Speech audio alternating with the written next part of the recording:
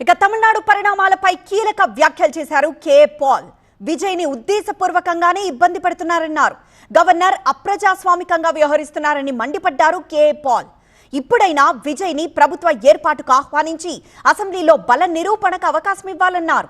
ప్రభుత్వాన్ని ఏర్పాటు చేసినా విజయ్ కి కష్టాలుంటాయని, ముందు ముందు కూడా ఇబ్బంది పెడుతూనే ఉంటారన్నారు కే పాల్.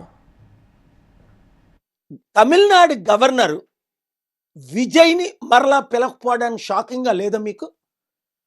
2014లో మహారాష్ట్ర గవర్నర్ ఫెర్నాండెస్ గవర్నమెంట్ని పిలిచాడు కదా, అప్పుడు ఎన్ని సీట్లు తక్కువ ఉంటే 10-15.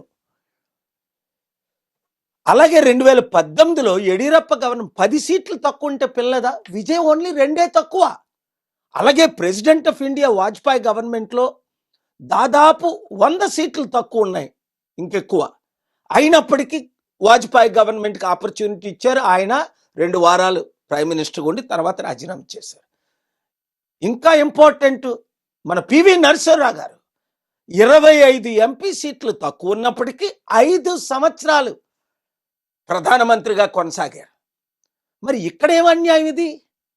మన సౌత్ ఇండియాలో అంటే ఎవరో ఎక్కడో బట్టను నొక్కితే అలా ఫాలో అవడమేనా? ఇండియా ఇమేజ్ని కంప్లీట్గా డిస్ట్రాయ్ చేయడమేనా? విజయ్ని గవర్నమెంట్ ఫార్మ్ చేసినప్పటికీ స్మూత్గా నడపనివ్వరు.